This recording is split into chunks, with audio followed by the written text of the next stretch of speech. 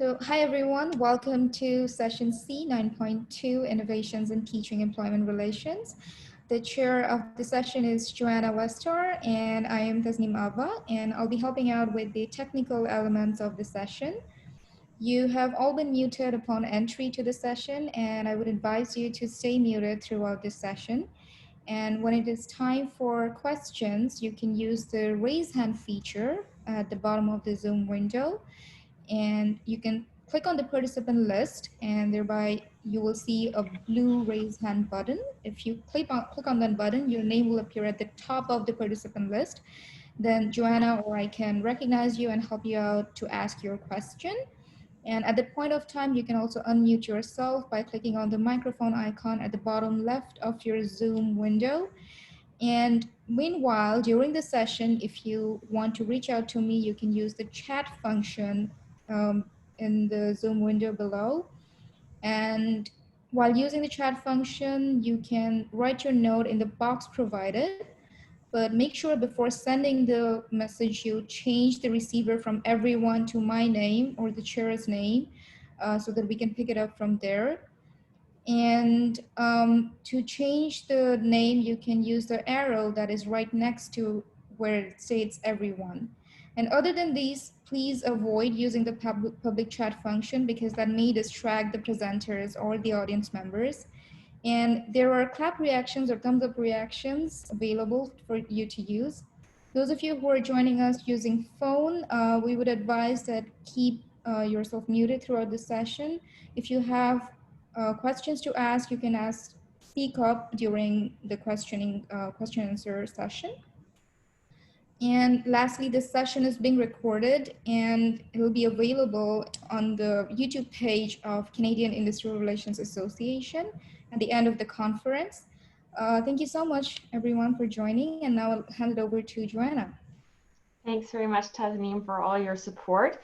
Yes, so let's get started.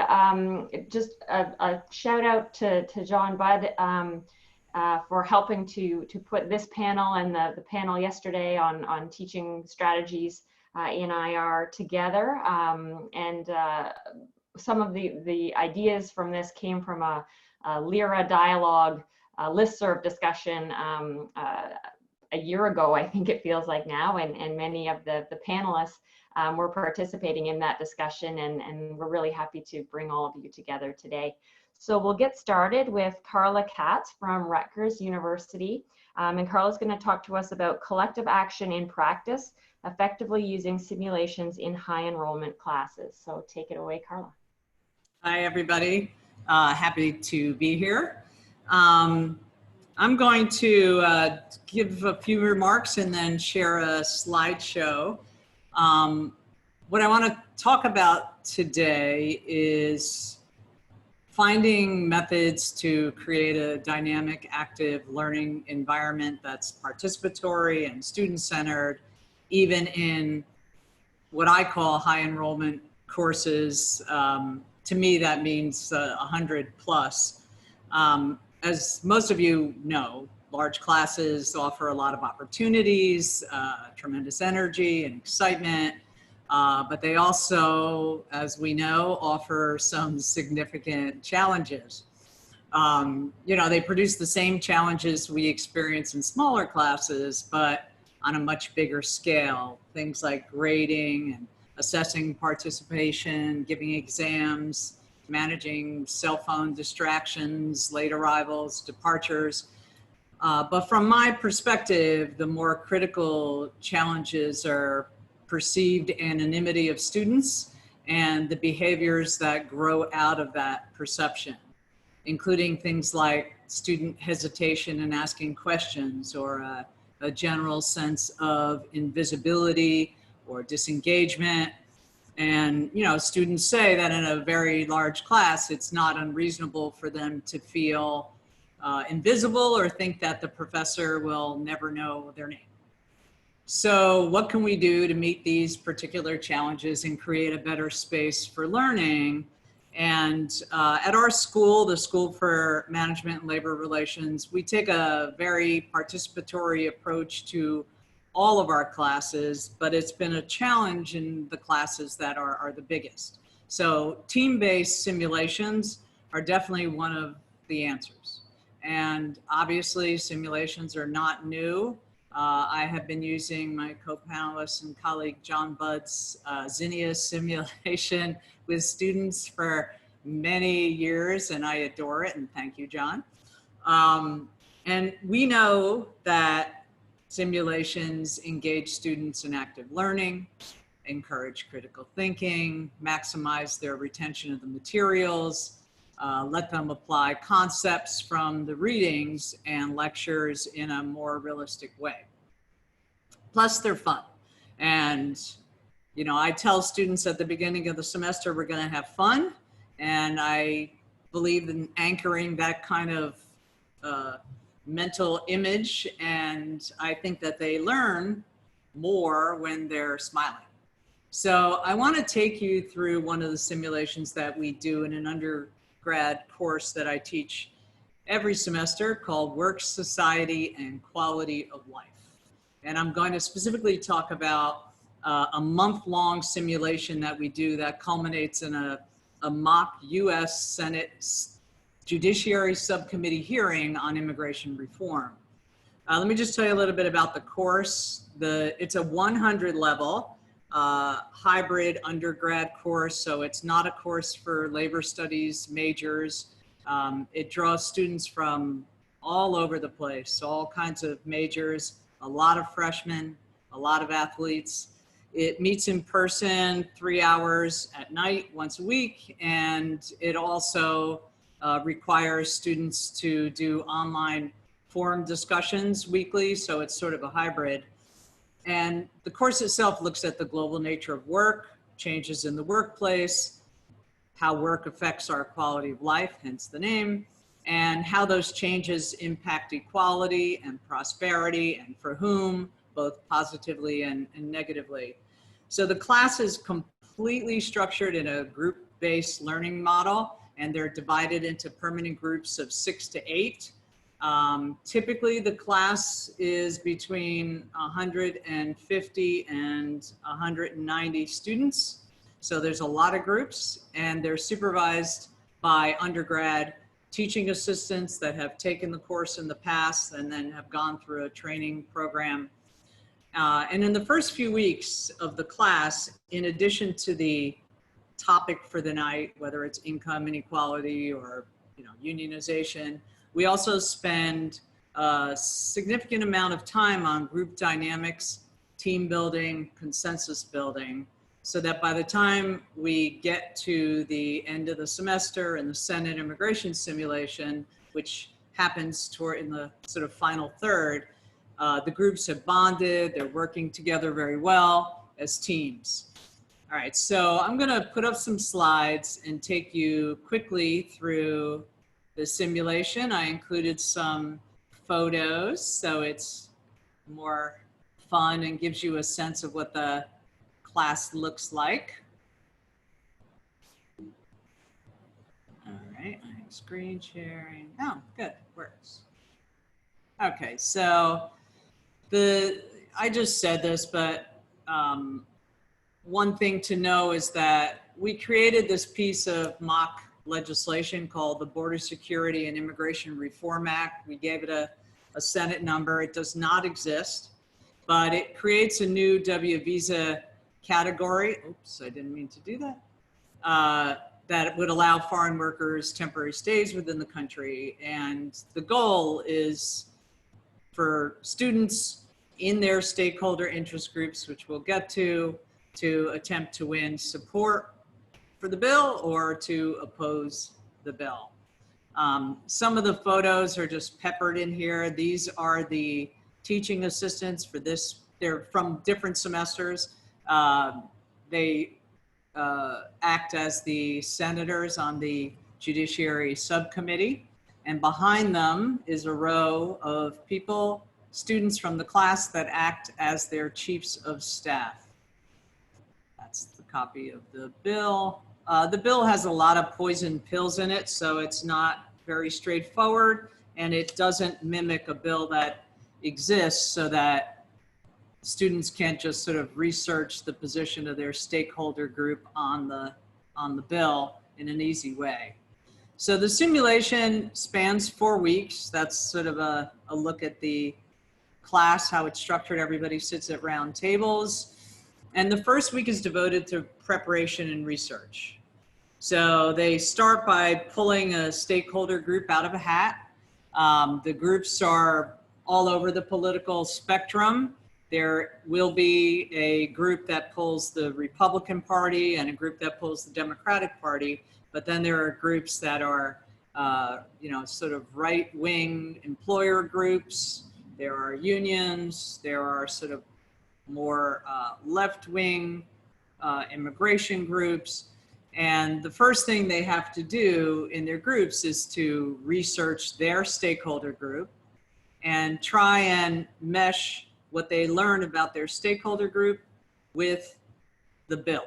So they have to understand the bill and they have to understand their stakeholder group at the same time. You know, we change the groups that they choose from every semester.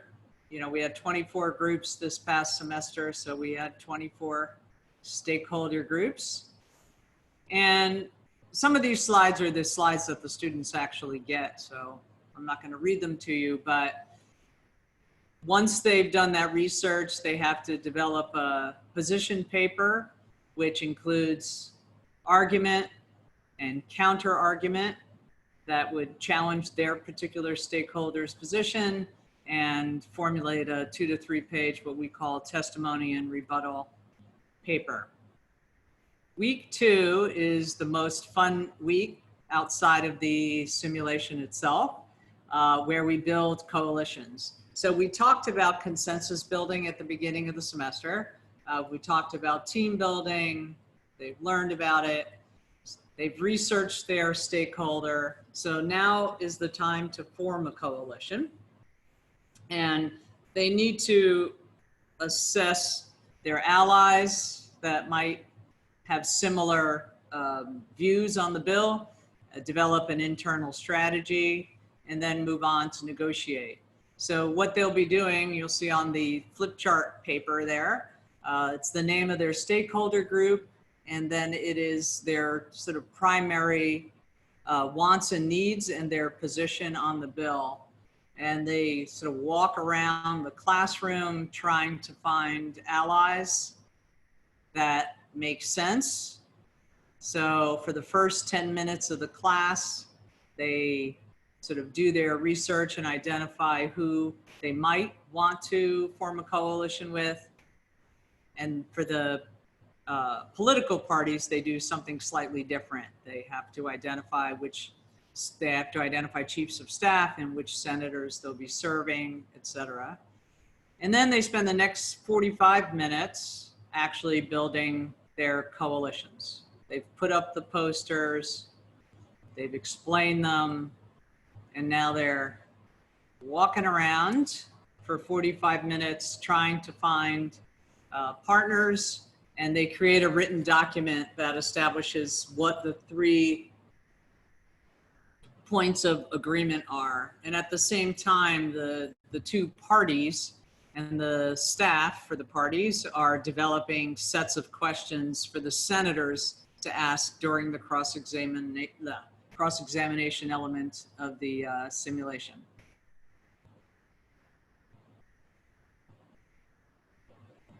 This is more coalition building. And then week 3, they spend the entire week prepping. They have to figure out who is going to testify, who is going to be a researcher, who is going to be an opposition researcher. They familiarize themselves with the layout. We get a special layout of the room. The Senate subcommittee is at the front of the room on a big riser. We try and have the room look as close to what a Senate subcommittee hearing would look like.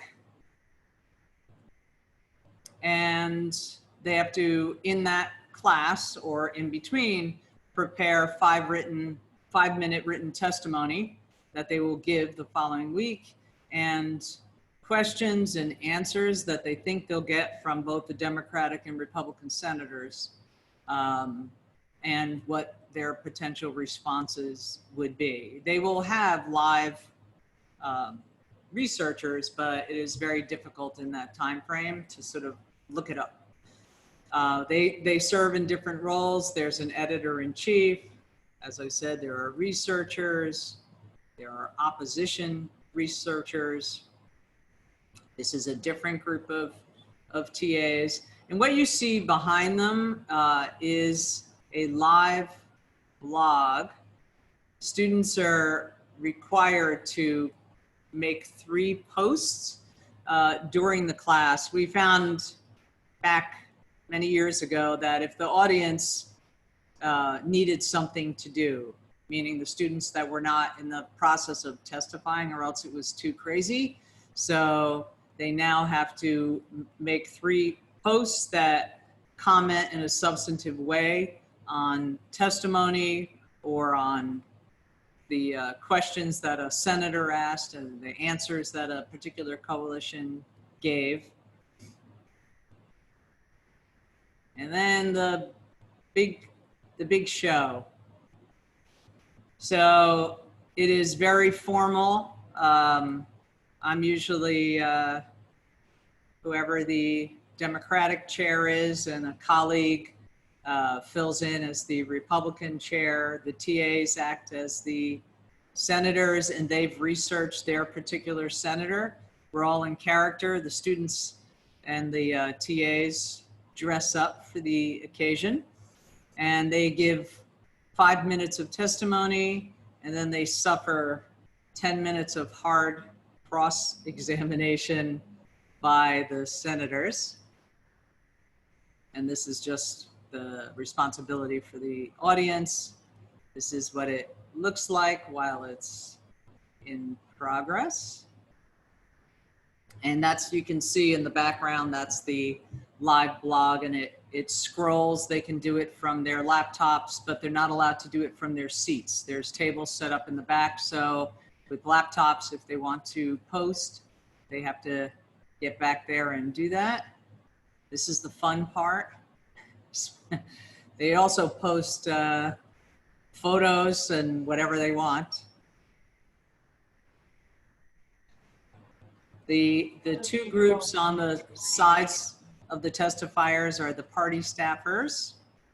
These are people doing research live, different coalitions testifying, and finally, how it's graded. And the TAs are simultaneously acting as senators and trying to pay attention to what their groups are doing. The chiefs of staff who sit behind the senators have to provide 3 deliverables to their senators, meaning they run back and forth, getting live questions answered. And just a few more pictures to give you a sense. Rutgers has a very diverse student body, and immigration is an interesting topic for students, and it's an interesting thing for them to have to argue a position that is not at all the position that they would care about themselves. All right, I'll stop sharing. Thanks. Am I over time?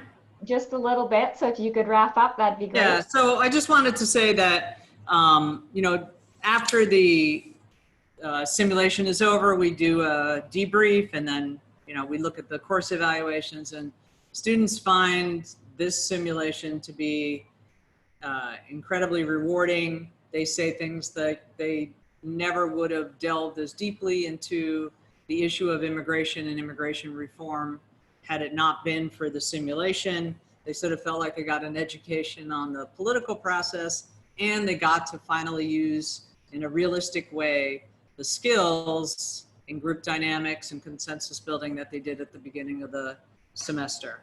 So that's it. I'm over time, so I'll stop. Yeah, I'm sure there will be lots of questions for sure at the end. Thanks so much, Carla. That's You're welcome. Now we're going to turn the floor over to John Budd, who's going to talk about teaching employment relations by emphasizing employer goals and alternative methods for their achievement. Take it away, John. Johanna. Yeah, so my contribution here is going to be very different from the very ambitious simulation you just heard about. I'm going to talk more about a strategy I have for really creating a sort of an intellectual framework that runs throughout the course of either an employment relations course or a labor relations course, either at an undergrad level or also at a professional master's level. And so let me share my screen.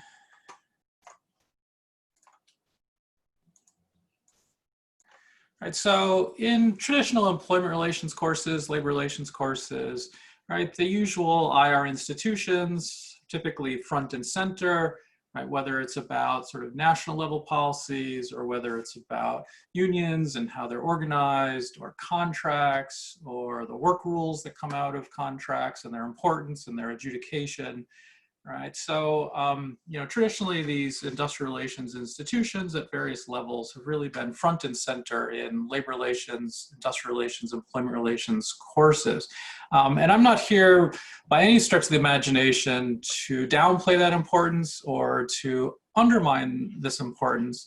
But at least when I first started teaching in this area, it seemed very sort of process oriented, and the students had a hard time engaging with this because they didn't really understand the why, right? And so what I think is overlooked here and what's missing in a sort of exclusively institutional or practice orientation, right, is the why, right? Why does society design laws to support these institutions? Why do some individuals really promote these institutions? Why are institutions designed in certain ways, right? And to me, it's right, what lies behind this? And to me, what lies behind this are really the objectives of the employment relationship. So I use this right at the very beginning of class to motivate a discussion about, you know, what are we really trying to get out of working as individuals, as a society, to tie it into labor relations, because I've done this in the context of a labor relations course, right? So then what does this imply about, you know, how does collective bargaining, as opposed to other types of ways for setting work rules and other things in the employment relationship, right? How does that serve these objectives or not?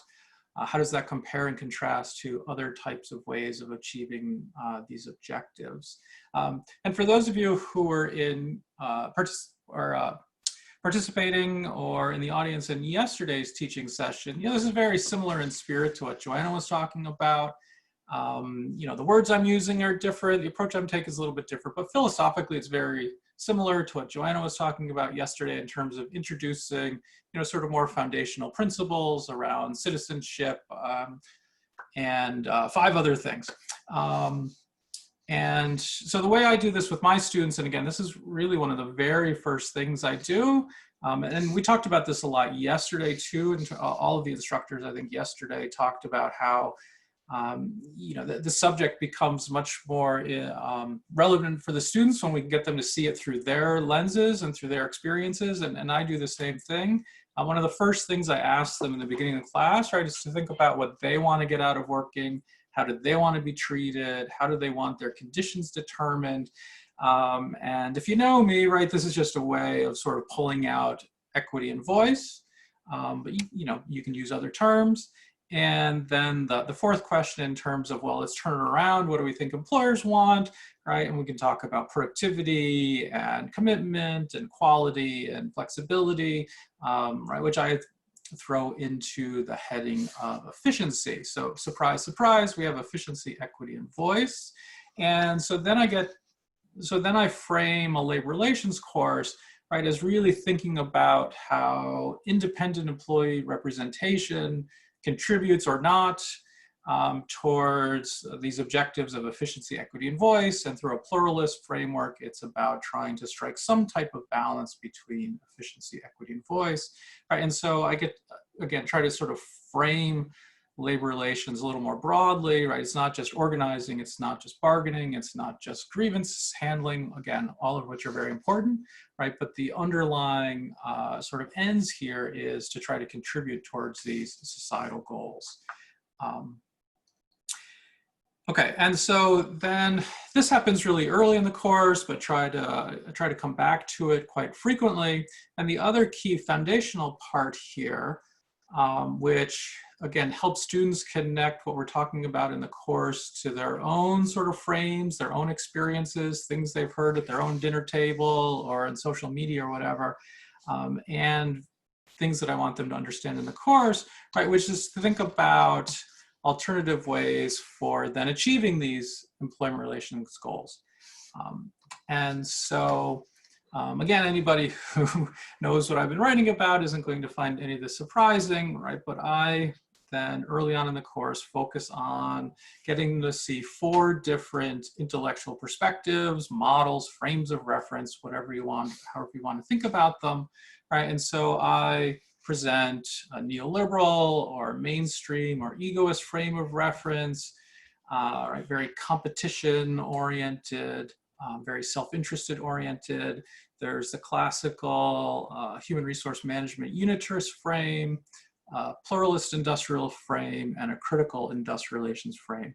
And I've always found this really useful to get students thinking about these issues because their own views of unions, right, are essentially rooted in these different frames, but they really can't identify that, right? So they might come to class thinking, well, you know, unions are bad for consumers. They just, you know, are selfish and raise wages for their own benefit, right? Well, that's essentially rooted in assumptions about the perfectly competitive markets and things like that, right? So that's really a neoliberal frame.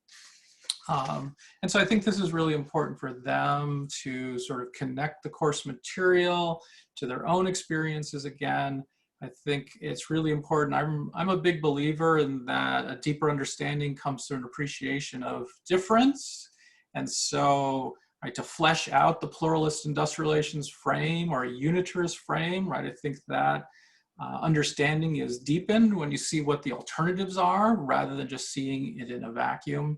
And then of course, it's really difficult to understand US labor law and other critical, or maybe critical is the wrong word here, right? But it's really difficult to understand sort of essential North American industrial relations institutions without understanding the pluralist perspective, right? That's what underlies labor law and continued, maybe not today, but typically NLRB rulings, right? Trying to find a balance between property rights and labor rights and things like that. And then to try to make this a little more engaging, a long time ago, I stumbled upon and then sort of some cool pieces of sort of historical line art to try to connect to each of these pictures. More recently, I've turned this into an active learning exercise for students where I talk more about the frames without using these pictures. And then I give groups the 4 pictures. I'll show you all 4. I give them the 4 pictures without telling them which one they go to. And then in their groups, they can talk about, well, which picture, you know, do they think represents each of the 4? And then we have a discussion. So here's the neoliberal frame, perspective on unions, where, you know, unions are presented sort of as interfering with commerce and using their strike threat to hold up consumers and business just for their own ends. Here's a unitarist picture, somewhat sexist, but unitarist picture where the pilgrim, which is business, and the gun is labeled new methods. You know, think of that as HR policies, right? And with the right policies, there's enough turkey to be shared with stockholders and workers. There's no fundamental conflict of interest. Here's more of a critical story where the snake, which you might not be able to see the label, is labeled capitalism, right? And capitalism is strangling workers and their families and their communities. And so you need deep-seated structural reform because of these imbalances that are so deeply rooted in social institutions. And then, of course, there's the classic pluralist industrial relations frame where the employment relationship is seen as a bargaining problem. You have some competing interests, some shared interests, inequalities in bargaining power, right? And so we typically have this pendulum imagery in US industrial relations and labor law, trying to find a balance. I think this is a really great picture, right? It points out how it's not a critical story because if the labor gets too powerful, right, there's problems over there. There's imagery of anarchy coming out of that cornucopia on the right, just as much as there is if the capitalist becomes too powerful. So I use this to try to, make it a little more accessible, give them some imagery that they can remember.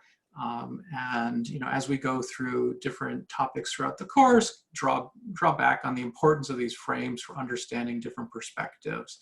So most essentially to the course that I teach, right, get different perspectives on unions, right? Unions as bad, unions as unnecessary, unions as insufficient, or unions as really essential.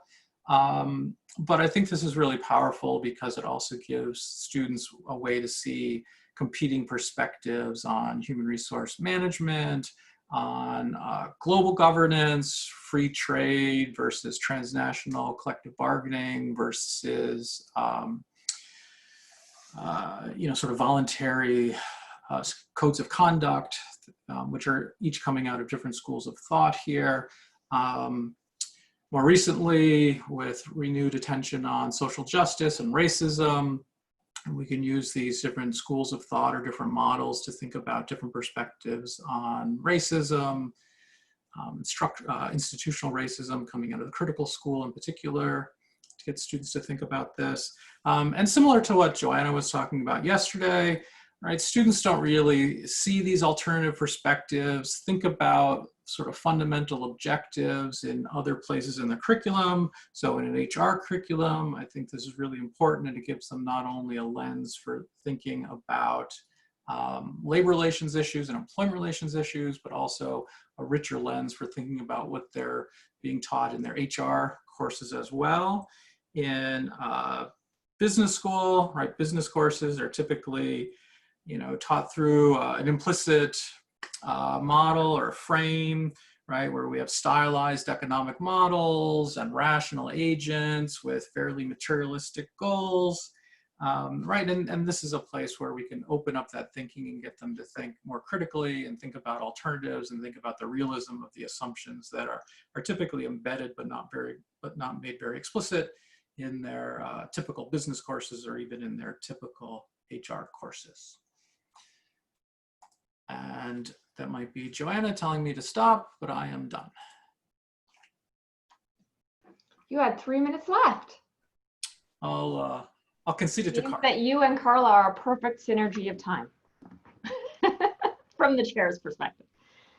Amazing. Thank you very much, John. And those are really fun images. I always like to see those. A number of years ago bought the ILERA cartoon book that all the cartoons from the New York Times, I think it was, they put into a compilation, and I periodically change those on my office door. So thanks for more of those.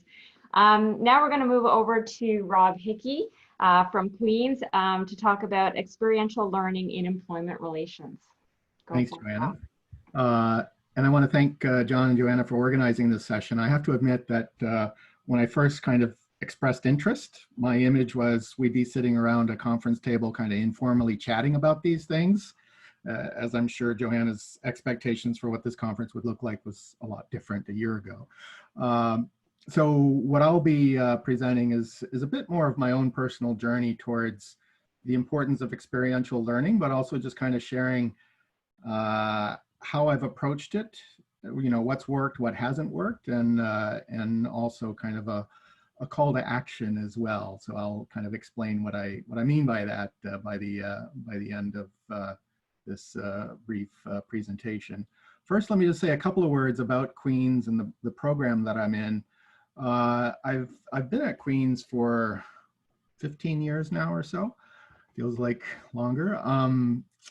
And historically, we've been predominantly a one-year master's degree program. But since I've arrived, we've expanded that graduate program to include what we call our professionals masters, which is a limited residency or, you know, 1 weekend a month type of format for our graduate program, allowing working professionals to participate.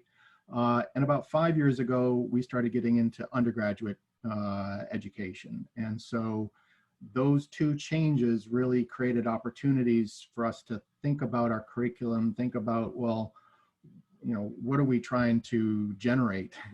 What's the end goal of the student body that we'd like to have?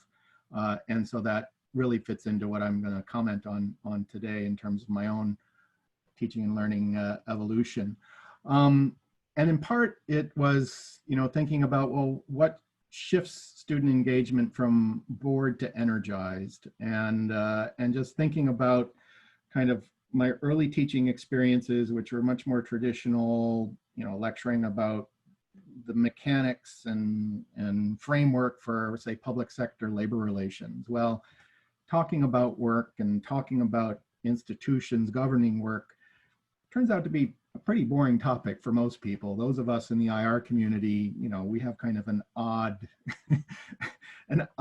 excitement about these things that, you know, most students, most people probably don't share as much. And so at one point, kind of redesigning the core labor relations course that I taught led to also thinking more broadly about rethinking our curriculum of, well, what is it that I want?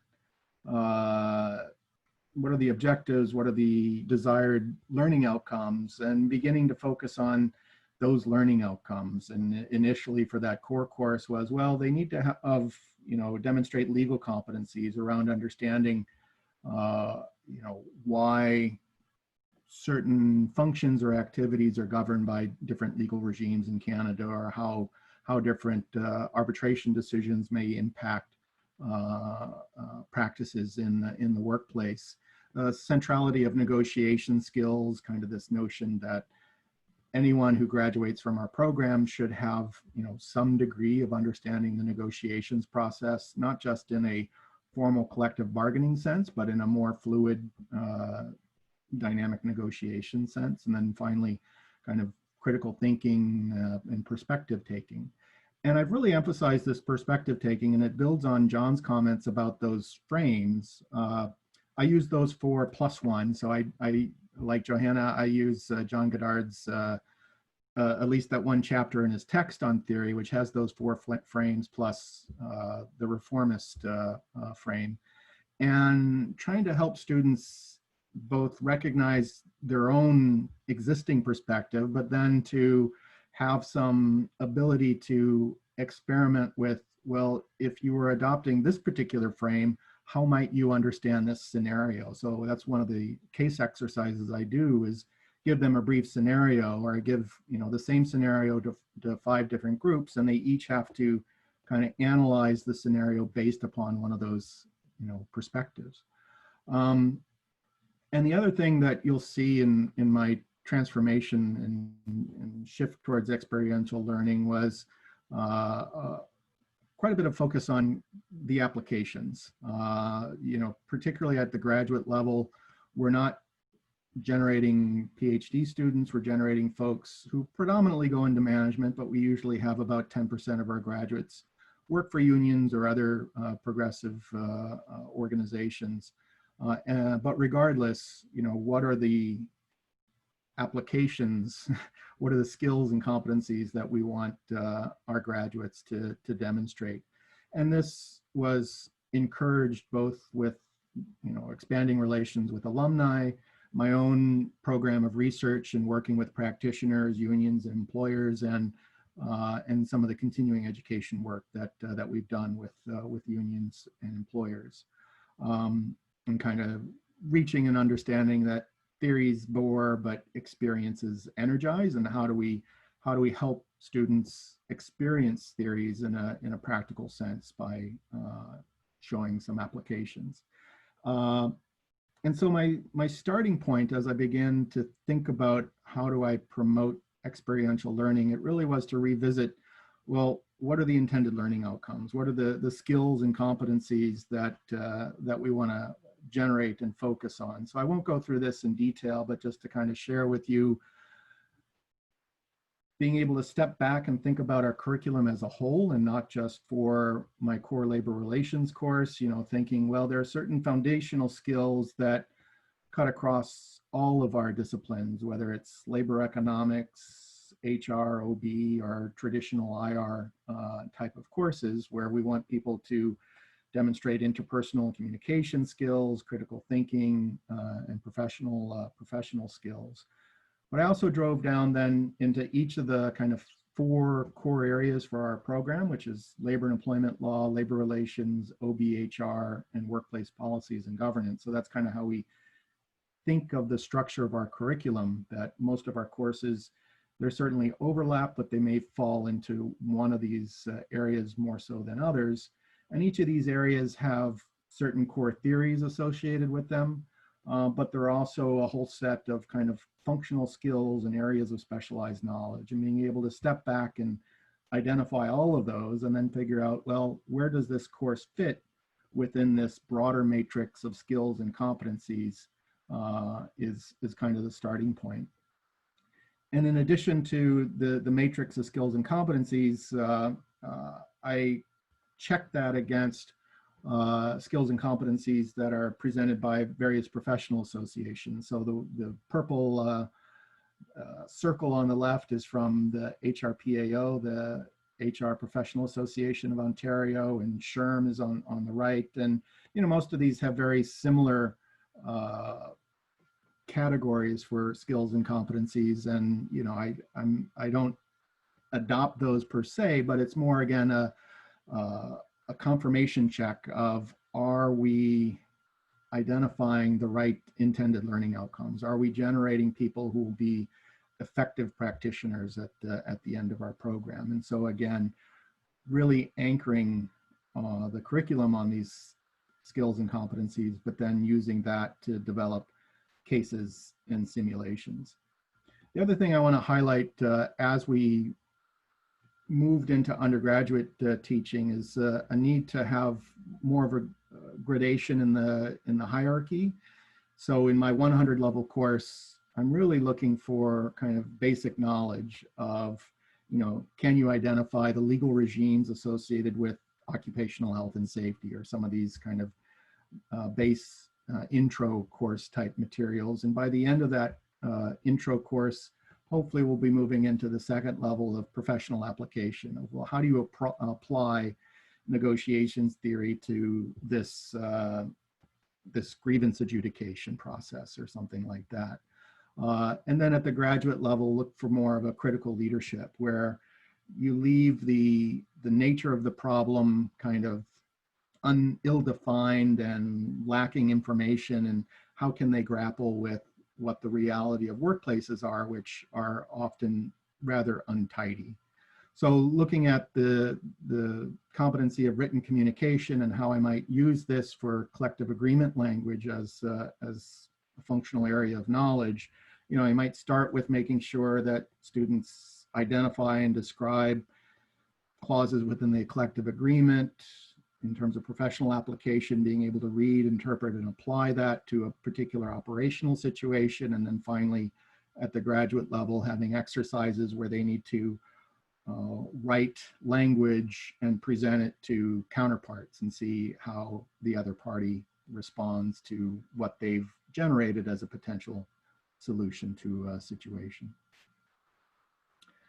So as I built on, you know, this kind of curriculum matrix of competencies and skills, I went looking for, and I have used a lot of different sources, and perhaps some of the best sources, and John's textbook is certainly a good example of this. Our textbooks tend to have more cases, IR textbooks in particular. So whether it's John Budd or Bob Hebden or other textbooks, I think there's been a shift towards those kind of case-based or problem-based learning. And I'd say that the Center for Teaching and Learning and similar centers at other universities have certainly, I think, emphasized experiential learning as kind of an important development within within broader pedagogies. There's certainly a lot of great existing sources for negotiation simulation, whether it's the Harvard Program on Negotiation, Northwestern, Ivy at Western, with Johanna has a good source of cases as well. And there are good case studies. Most of these come out of business schools, and they tend to be more focused on HR on OB rather than labor policy, for example. But some of the advantages of these existing sources are resources for writers, for writing cases, and for learners, for students understanding, well, how do I do a case study, right? How do I analyze the case presented to me? And then there are some associations that that focus on research-based case generation, like the Case Center or the North American Case Research Association. So I used the Harvard negotiation simulations for quite a few years, and I eventually have shifted to mostly my own written cases for a couple of reasons. One was needing to kind of rethink the skills and competencies, and there are a lot of good existing cases that already speak to those, but I began to feel that we needed more responsive cases to emerging issues and developments, and I needed better alignment, or perhaps a more focused alignment with certain intended learning outcomes. So I'll still use simulations like the Sally Soprano exercise from Harvard, but for a lot of my short cases, I will simply focus on something I've generated myself. Johanna, can you still hear me? Yep, I can hear okay. you. I thought you weren't moving, so I thought you were frozen there. Yeah. Sorry, how much time? 2 minutes. 2 minutes, good. I'm just about done. And then also needing to have that pyramid approach, where giving a huge case to new students really doesn't work. And we really needed to give students tools of how to analyze a case. And so, you know, these short in-class case simulations and being able to help them through that and build on that learning pyramid was pretty crucial. So what's been working and not working? So what I found to be most effective, and it's somewhat humbling that the less I do, the more students learn type of realization, is how critical peer interactions have been. Particularly in our professional program, where working professionals come in for a weekend, but also in our large online asynchronous classes as well. And having those kind of small group reflections, peer coaching, and feedback have all been really critical to, I think, very positive and powerful student experiences.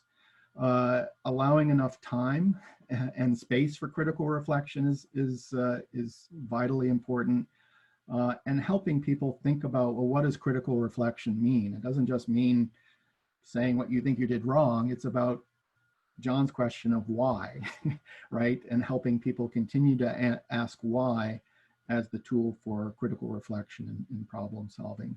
And then finally, the more I'm able to tap into lived experiences, which can be a real challenge for undergraduates who don't have any work experience, but I may be able to find proxies through arbitration decisions, news articles.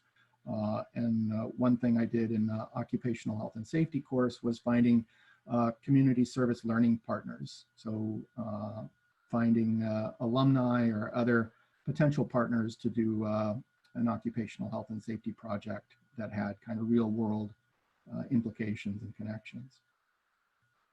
Finally, what hasn't worked? What mistakes have I made? Early in this shift towards experiential learning, I assumed that more was better, and I kind of overwhelmed the number of simulation cases, and that doesn't always turn out to be a good thing. The learning environment is critically important, and it's really about that safety to be able to challenge your own cognitive biases and internally, but perhaps unconsciously held perspectives, ideological perspectives. And it works in an online environment as well. It's harder, But when I'm honest with myself, the rate of no-show undergraduates in the in-class settings, is also a problem. And then finally, there's lots of what I call the unknown unknowns that students face because, well, they don't have a lot of work experience or they don't know how to think like an IR practitioner. And so it's as much about helping develop those critical thinking skills as it is about making sure they know what the Occupational Health and Safety Act is. And so to close, what I've tried to do during my current academic leave is to really write up a case book. It remains unfulfilled. And to be frank, it's more than just the cases. It's about providing instructor supports through instructor notes, student supports with materials. But I want others to get involved if possible, contributing your own cases or using these open access cases, including the possibility if we're still doing a lot of this remotely, that in future years we can move our inter-university negotiations competition into a remote environment. Toronto, Queens, Montreal, Rutgers has participated in the past. Cornell has sent up teams, but perhaps this can also serve as bringing some of our programs and our students together in virtual case competitions. That's it. Okay. Thanks very much, Rob. Give us all extra work to do in sending you contributions. It sounds like that would be a valuable addition. And our last presenter is Ryan Lamar from the University of Illinois, going to be talking to us about innovative strategies for teaching labor and employment relations with that local experience. Great, thanks so much both to Johanna and also to John for allowing me to be a part of this this session. I really appreciate it. So what I'm going to be doing today is with a sort of clunky title. I thought what I would do is focus on my approach to teaching a variety of different courses in LER at Illinois, and I'll sort of contextualize the experience and then talk about the multiple pedagogical methods that I've been using as an instructor here. And what I'm going to do is focus on three different things that I found to be sort of innovative about the approach that I've been taking to teaching so far. The first is the use of podcasts in a class. The second is remote scrimmages.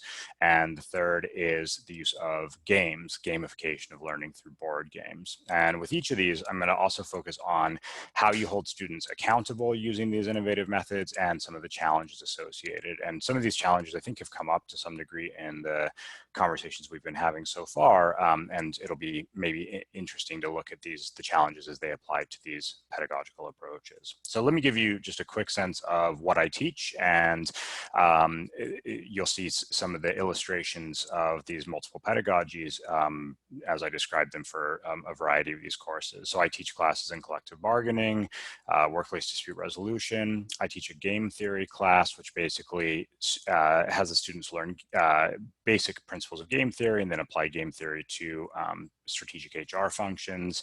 And I teach a class on negotiations at LER. I also teach an IR theory class, but that's like a sort of standard PhD seminar, so that I won't be applying these pedagogies in that environment. So mostly I'll be drawing from my experience in these four classes.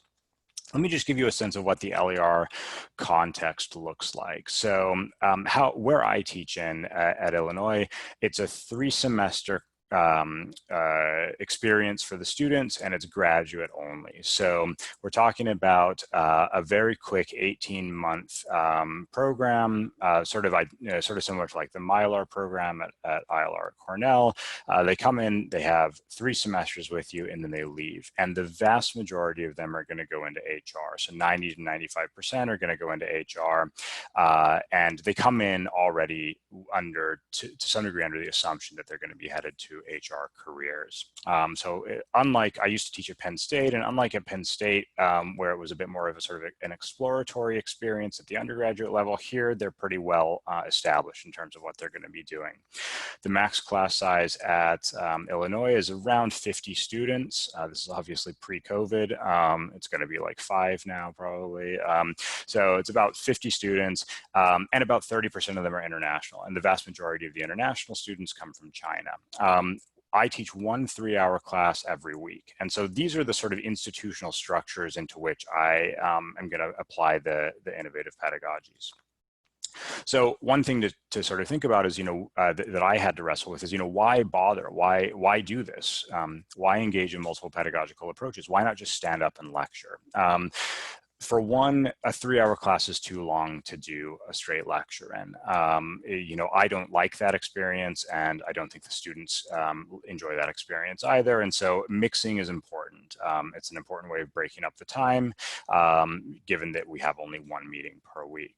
The second reason that I think it's important to take these multiple approaches is international students in particular may not be particularly able to or have the sort of underlying, they may struggle a little bit with a single learning option. And so I think that's true of all students, but it might be true in particular of students that that are coming from abroad. It might be useful to give them different access points or ways to think about their learning.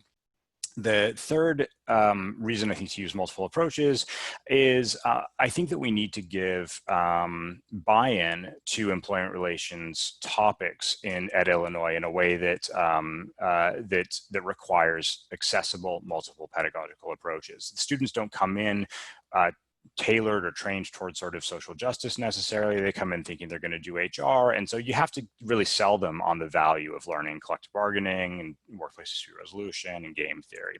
So you need to get sort of accessible ways to get them interested, fun ways to get them interested in the courses. Also, these the cohort of students increasingly has grown up on the internet. And so I think it's important to try and use these pedagogical approaches to align with, what they've grown up with already.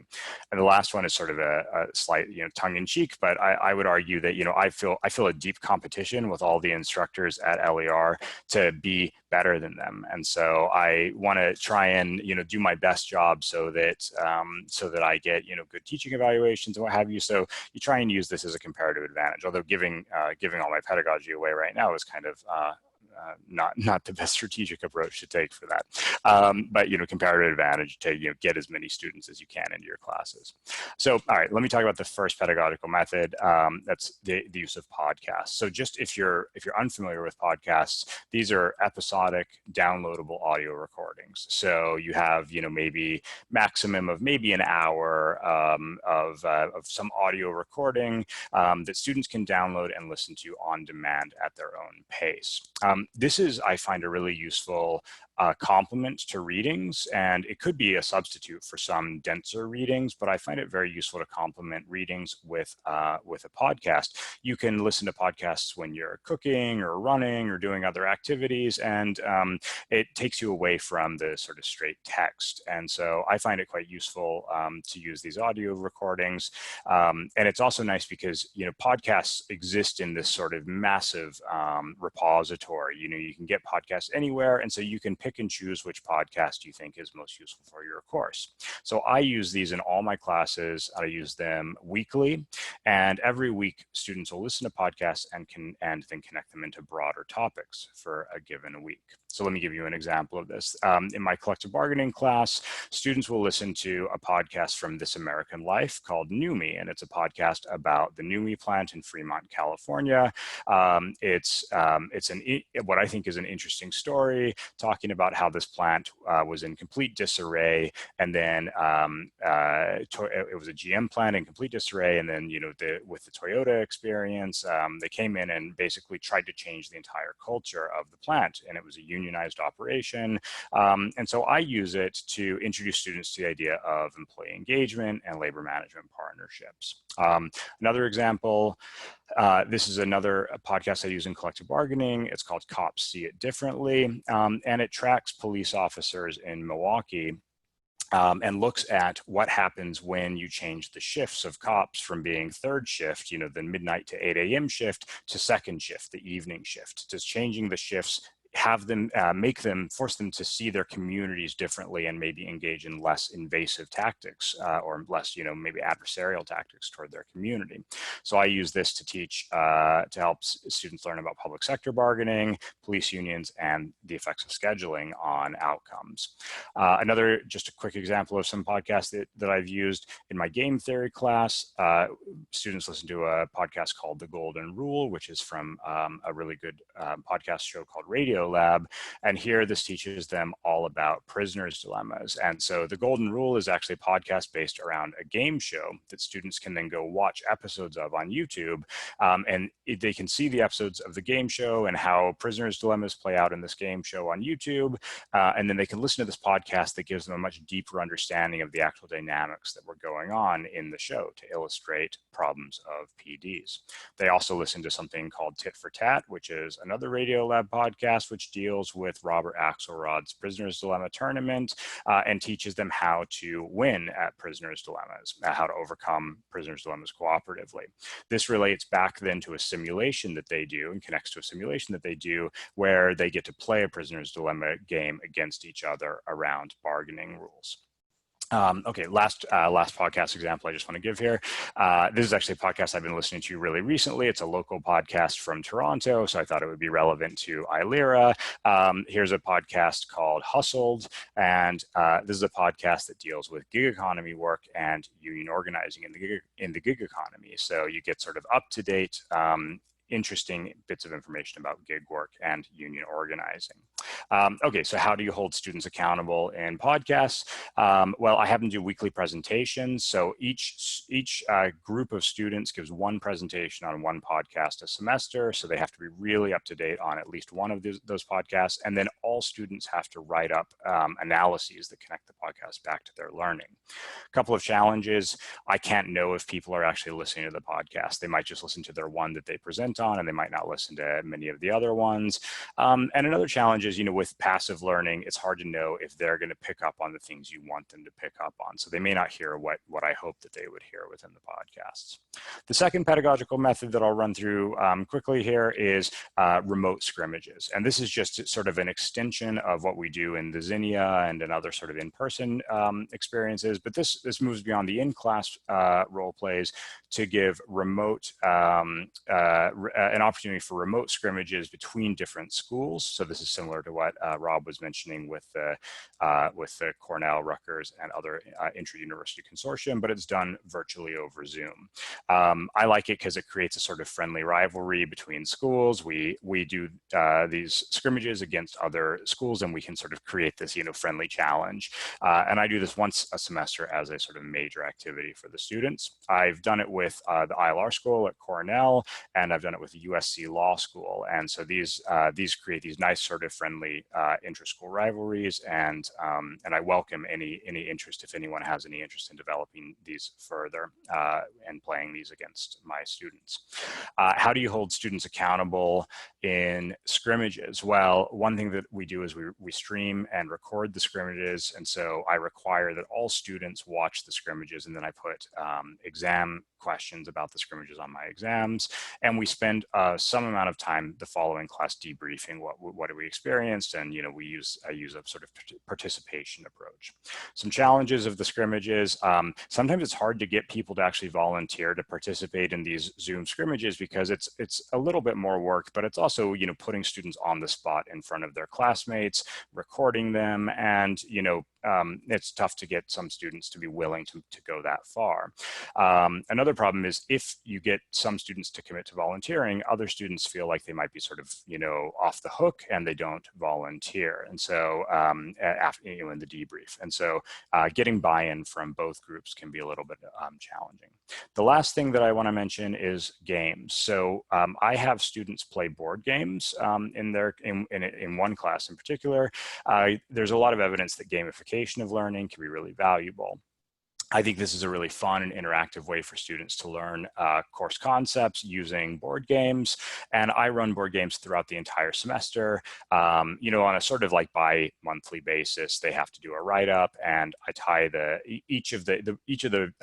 every time they play a game, they have to think about some broad class concept that they're meant to apply their game experience to. So the first game that I use is a game called Azul. I use this game in my game theory class, and I have them play this game with each other outside of class time, and then do bi-weekly write-ups where they think about how what they've just done in their games connects to core game theory concepts like sequential reasoning, prisoner's dilemmas, coordination issues, strategic moves, and information asymmetries.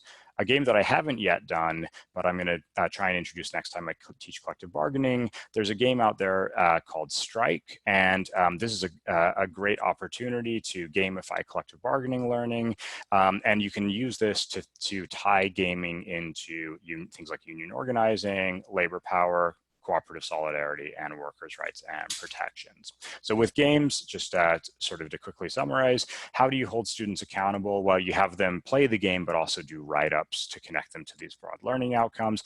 And every semester, I hold an end of semester extra credit tournament where the winner of the tournament for Azul, the winner of the tournament gets crowned class champion, and they then play me in a boss battle at the end of the semester to see who's going to be the ultimate Azul winner. And so far I've lost every time to the winner of the student group because they're really good. And so that sort of motivates them to keep playing throughout the semester. Some challenges: some students may not understand the rules, and you have to really educate them on the board game rules. And sometimes they get so distracted by playing the game that they forget to actually remember what the point of the game is. And so you have to make sure you tie the games always back to core class concepts. So just to conclude, I find that podcasts are the most passive mechanism, but it's also the most easy for anyone to implement in any class. You just find a podcast that connects to something that you're teaching, and you can easily have them bring it into your course. Games are the most active mechanism, I think, but you have to be really careful about how you introduce it and how you tie it to course concepts. Scrimmages are, I think, the most familiar to all of us, but it's a little hard to always get buy-in from all schools all the time. So you have to make sure you get the buy-in, and it takes a little bit of work for you to organize on the back end. I think the biggest challenge that I just want to mention is that it's hard to link all these things into a comprehensive whole. And so you have to be careful about not just coming up with a good pedagogical method without linking it to the other things you're doing in the course, the readings, the lectures, the role plays, and the like. And the last thing that I just want to mention is all this worked really well until about 2 months ago.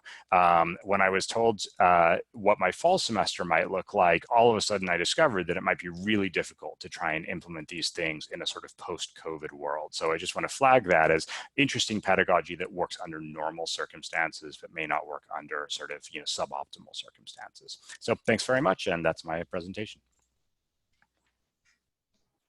Great, thank you so much, Ryan. And there's a little bit going on in the chat. John shared the link to the Tessa Collective, and I also have 2 other games from them that I've played. Rise Up, it's about kind of community building, and the other one is Space Cats Fight Fascism, which is fun too.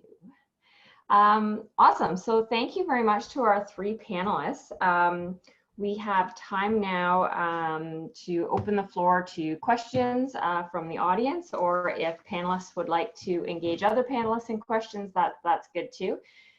You're free to raise we're not a massive group, so I can maybe see you if you put your hand up if your screen's on, or you can use the blue raise hand, or if you don't want to use your own voice in this space, you can pop a question in the chat.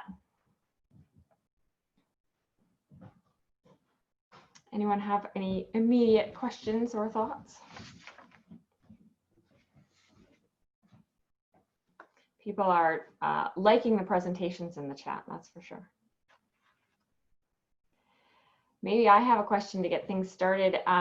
Just building on the comment around students in not attending class all the time. Carla, I'm curious about how you might approach that with your simulation, because it seems like there's so much going on in the class time. Do you have issues with non-attendance, particularly in a large class? No. So what we do at the at the very beginning of the semester with this class is I have a very detailed rubric for their participation, and the grading is very transparent. There's a giant spreadsheet. We post grades for participation and attendance every single week. And this may sound draconian, but if they get points, everybody starts with a 75, and points go up for certain behaviors and down, and we delineate what those are. Leaving class before class is dismissed, even if it's 2 minutes, gives you a 0 for the class. No excuses.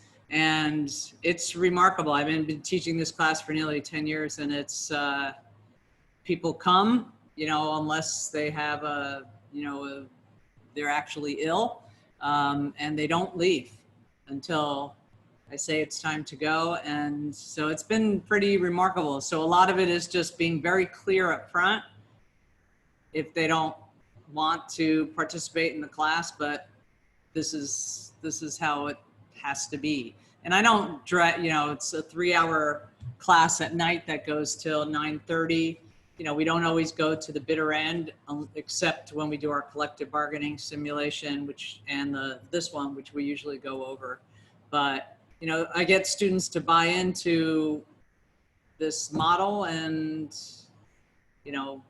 very few students disappear.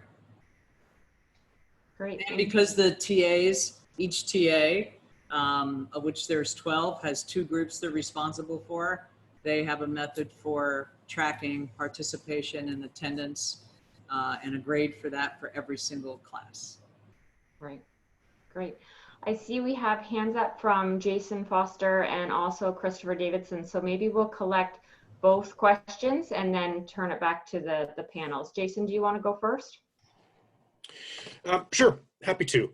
This has been really great. I've taken tons of notes of things that I could try and incorporate in I work at a distance university, so I don't have a post-COVID world. It's just the same as pre-COVID world.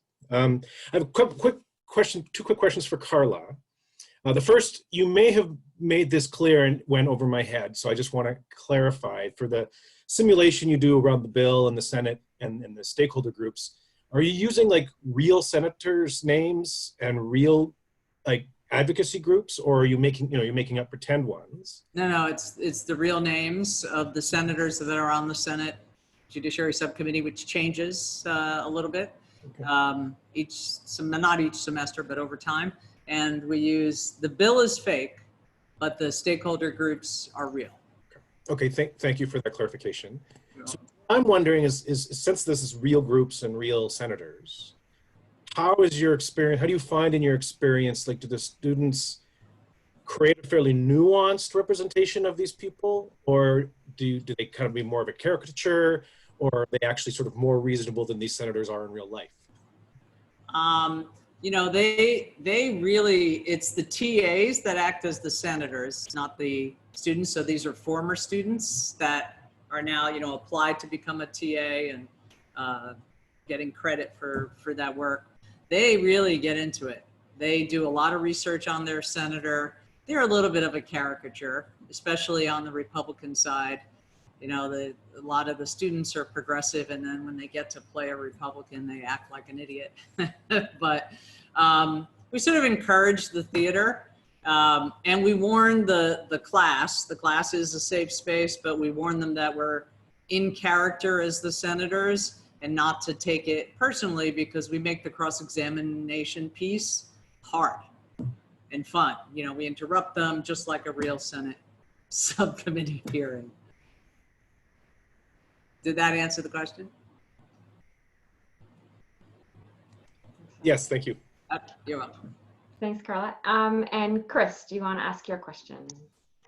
So my question was somewhat related. It was, how do you combat kind of the sense of unreality and the tendency towards theater and caricature rather than actually learning negotiation, for example, in bargaining simulations or in alternative dispute resolution? I run programs with professionals, and we do often try to change them up so that union people, we put people who work for unions on management teams to try to get them to think differently. But there's a very strong tendency for them just to be caricatures of employers, and they don't end up learning as much, I think, as if they were really committed to negotiating.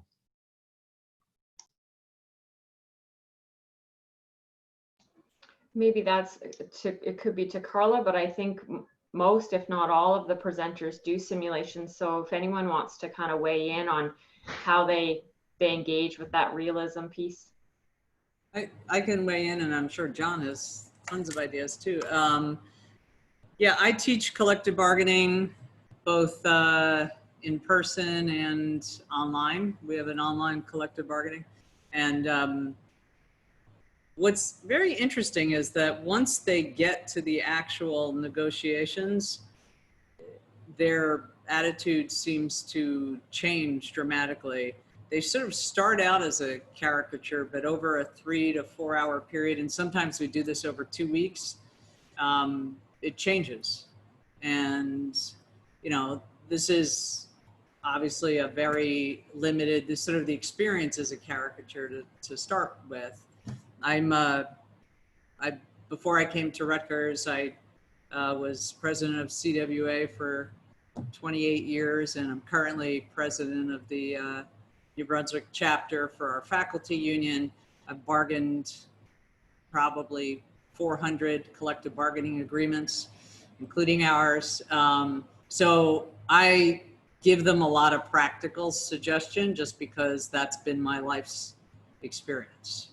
So this is sort of an area that is easier for me, you know, and I try to warn them against, you know, the employer groups want to just say no, right? And I tell them that's not a position, and they, you know, if they're doing Zinnia, they have to sort of kind of come in with a variety of targets and walk away points, etc.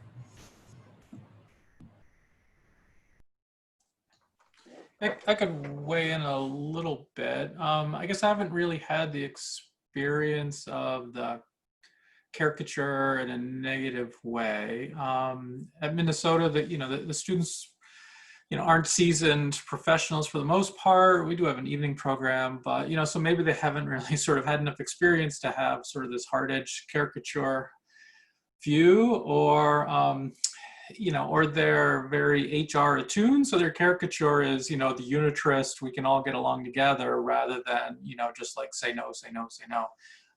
And then they get to the bargaining, as Carla said, and it all becomes very real. And I haven't really had a problem. It does, you know, not exactly the same question, but it does remind me that I get a lot of questions from instructors who are, you know, thinking about doing a big simulation like this for the first time. And, you know, they're all, you know, and the worries are all around, well, how am I going to keep people engaged? And, you know, how are they going to take it seriously? And my reaction is, it's always the opposite, right? If you have to worry about anything, it's like, you know, reining them in so they don't, you know, so they don't just kill all of their personal relationships among their peers in their desire to win. And so, again, I think, you know, compared to what Chris was describing, I have a different student population group, but I've never had problems, you know, getting people to take the simulation seriously. Yeah, and I would echo that. One thing I emphasize is making sure that students feel safe to experiment with different strategies and tactics. And I haven't seen people doing caricatures. What I have seen is students who don't have a lot of work experience and don't know what unions do will too quickly agree with management in a grievance simulation or something, right? Is that building up an appreciation for different perspectives can be really challenging when they have no reference point. So really spending some time to help with that perspective taking, I think, has been really key. So that was the first point. The second point is, in some of the scenarios, I I share the case material, but I don't tell which side you'll be working on. So I have a grievance exercise where everyone gets the same basic information, but in their preparation phase, they're not sure if they're representing management or representing the union as an employee. So they have to kind of think from both hats, so to speak. And that's been a big piece of my course, is to make sure that they're trying to think from both sides of the equation. Great. Ryan, do you want to weigh in at all on that element? Oh, no, I completely agree. And yeah, I was going to say something very similar to what was just mentioned about the sort of inexperienced students settling too easily, actually. So yeah, I totally agree. Yeah. Collecting more questions if people have them, but I may, just because Ryan was sort of at the mic there. Can you explain a little bit more what you mean by scrimmage? Is it like a debate, or is it a case that the two schools compete? Yeah, that's a great question. So it is a it's designed as a competition, which is to say they get a case and it's usually done over a grievance. So it's either a grievance mediation or a grievance arbitration. Usually we do grievance mediations. And so one of the things that you actually have to do is get them to recognize that although they're sort of competing to advocate for either the union or management in the grievance, that ultimately they're going to want to condition towards settlement with each other. And so moving them actually away from viewing it as purely competitive is, I think, part of the learning experience for both the class and and the sort of volunteers.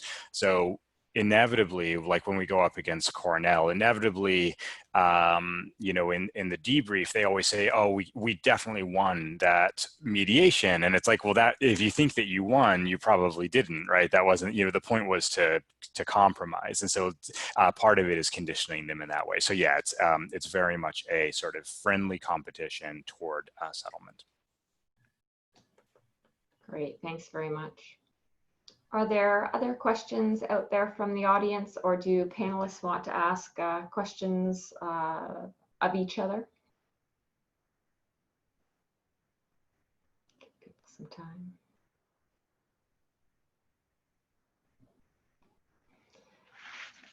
Let people mull things over. I mean, I love these big simulations. I think they're so fascinating and exciting, and I'm super jealous of yours, Carla. I suppose in terms of a practical question, and I know there are at least a few people on this call who are perhaps newer to or yet to embark on a teaching journey. Where would someone get started, right? So do any of you have some advice on, okay, I'm kind of doing this for the first time. I haven't really jumped into this experiential learning yet. What are just some really easy tips that any of you might share?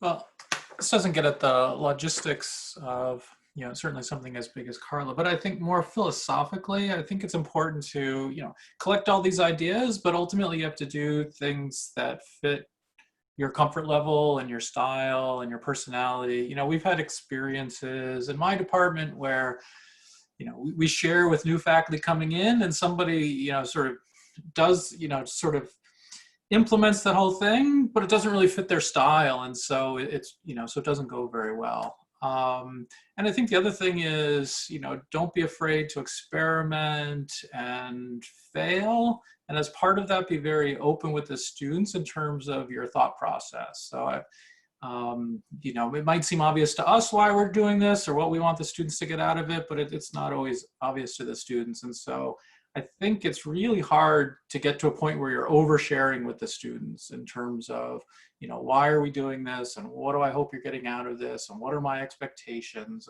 I'd be very open with those things.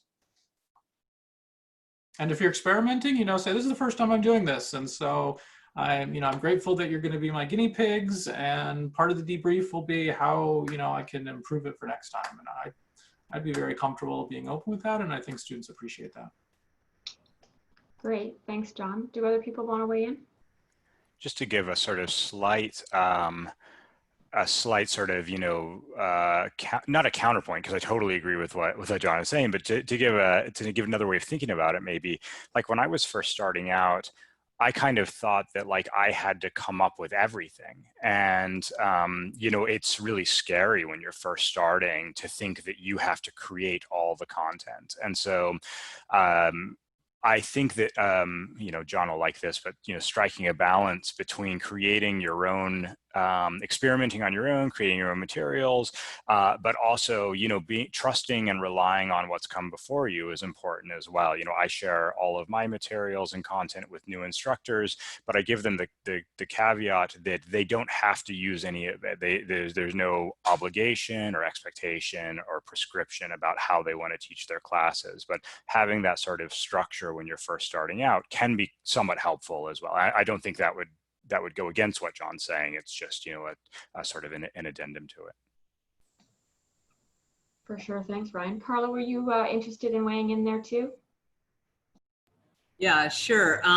Well, for someone really starting out, I would say start small, right? With, I also teach an intro to labor studies class where we do a lot of role plays, right? In terms of experiential learning, simulations are bigger, but, role plays, games, small group activities, if your class is normally a lecture class, just the fact of breaking them into small groups to do something is a way to start. And also, ruthlessly steal from your colleagues.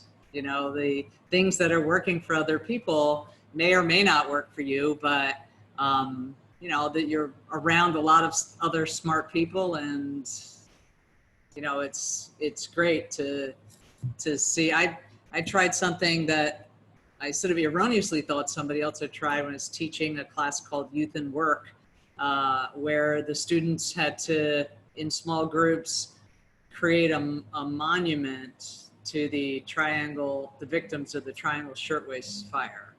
And they had to draw it and explain it, and it was fascinating. And every time I've taught that class, they're never the same, and the students love it, right? It's just that's a sort of low risk activity for somebody new to take. So, that would be my advice, to start small and then broaden. Complex simulations like the one I talked about takes a tremendous amount of planning and work. So don't start there. Great, thanks.